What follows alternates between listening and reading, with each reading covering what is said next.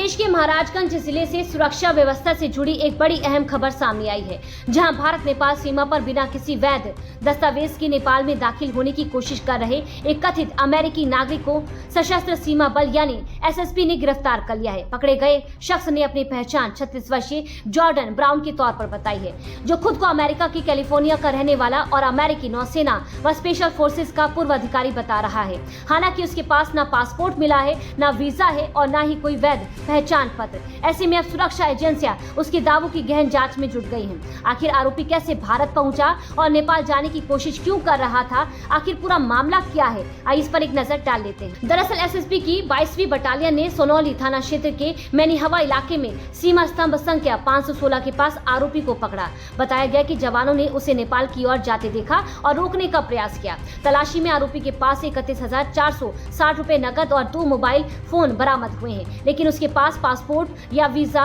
या फिर कोई भी वैध यात्रा दस्तावेज नहीं मिला है। पूछताछ में आरोपी ने दावा किया कि थाईलैंड में उसका पासपोर्ट खो गया था। उसने ये भी कहा कि वह समुद्री रास्ते से श्रीलंका होते हुए नवंबर साल 2025 में भारत पहुंचा और तब से गोवा में रह रहा था। हालांकि पूछताछ के दौरान उसने अपनी यात्रा और भारत आने को लेकर अलग अलग बयान भी दिए हैं। फिलहाल पुलिस और सुरक्षा एजेंसियां उसकी पहचान, यात्रा इतिहास और नेपाल जाने के मकसद की जांच कर रही है। वहीं आरोपी के खिलाफ इमिग्रेशन एंड फॉरेनर्स एक्ट के तहत मामला दर्ज किया गया है। वो अनधिकृत रूप से नेपाल में प्रवेश करने के कारण पकड़ा गया और उससे पूछताछ की गई तो उसने अपना नाम जॉर्डन ब्राउन बताया और बताया कि वह कैलिफोर्निया और अमेरिका कैलिफोर्निया की गई। पूछताछ में उनके द्वारा बताया गया कि वह टूरिस्ट वीज़ा पर थाईलैंड गया था, जहां उसका पासपोर्ट गुम हो गया। फिर वह किसी माध्यम से जल मार्ग से श्रीलंका पहुंचा, जहां से 2 नवंबर 25 को वह जल मार्ग आज वह नेपाल जाना चाह रहा था जब एसएसबी द्वारा उसको पकड़ा गया।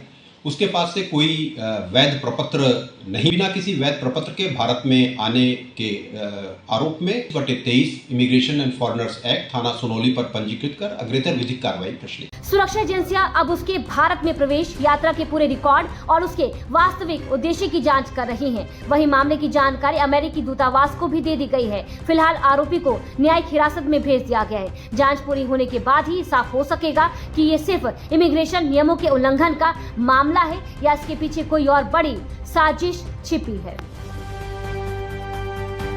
बरेली पुलिस की गिरफ्त में खड़ी ये महिला कभी खुद को आईएएस अधिकारी बताकर रुतबा दिखाती थी, तो कभी सोशल मीडिया पर अपनी फर्जी पहचान बनाकर लोगों का भरोसा जीती थी। लेकिन एक शादी के बाद जब इसके कथित कारनामों की परतें खुली तो मामला हैरान करने वाला सामने आया। आरोप है कि महिला ने खुद को बड़ा अधिकारी बताकर शादी की, लाखों रुपए के जेवर हट पे 40 लाख रुपए की मांग की और पति की हत्या की साजिश तक रच डाली। अब पुलिस ने कार्रवाई करते हुए आरोपी महिला को गिरफ्तार कर लिया है। पूरा मामला क्या है, आइए जानते हैं। ये मामला फरीदपुर थाना क्षेत्र के गांव पचौमी का है। पीड़ित अभिषेक कुमार की सोशल मीडिया के जरिए साधना से पहचान हुई थी। अभिषेक का आरोप है कि बातचीत के दौरान साधना खुद को आईएएस अधिकारी बताती थी। उसने दावा किया कि उसकी नियुक्ति केवल एक कोर्ट केस की वजह से रुकी हुई है और फैसला आते ही वह प्रशासनिक सेवा में ज्वाइन कर लेगी। इन्हीं दावों पर विश्वास कर अभिषेक ने 7 फरवरी साल 2025 को साधना से शादी भी कर ली। अभिषेक का आरोपी की शादी के कुछ समय बाद ही साधना का व्यवहार बदलने लगा।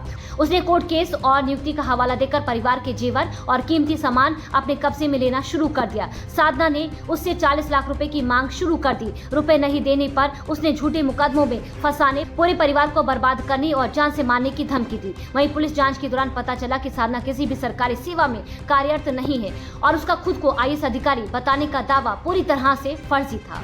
दिनांक 27 जून 2026 को वादी अभिषेक द्वारा थाना फरीदपुर पर यह सूचना दी गई कि लगभग 1 वर्ष पूर्व साधना नामक एक महिला ने उससे शादी की थी और मिथ्या तथ्यों के आधार पर यह शादी रचाई गई है। साधना द्वारा अभिषेक को यह बताया गया कि वह एक आईएएस अधिकारी और जल्दी नियुक्ति पत्र प्राप्त करेगी। अभिषेक को सरकारी नौकरी दिलाने का प्रलोभन भी दिया गया। साधना का एक सोशल मीडिया प्रोफाइल भी है जिसमें वह खुद को आईएएस अधिकारी बताती है, जबकि वह किसी भी प्रकार की सरकारी नौकरी में नहीं है। इन्हीं सब तथ्यों के आधार पर थाना फरीदपुर पर मुकदमा अपराध संख्या 479/26 पंजीकृत कर लिया गया है। अभियुक्त साधना को गिरफ्तार करके जेल भेजा गया। अभिषेक ने अपनी शिकायत में ये भी आरोप लगाया कि साधना पहले भी कई लोगों को झांसा देकर ठगी कर चुकी है। पुलिस इन आरोपों की भी जांच कर रही है। पुलिस मामले में अन्य नामजद आरोपियों की भूमिका की भी जांच कर रही है। महिला के खिलाफ विभिन्न धाराओं के तहत मुकदमा दर्ज कर लिया गया है। आप देख रहे हैं खुशी समय, आपकी आवाज आपके साथ।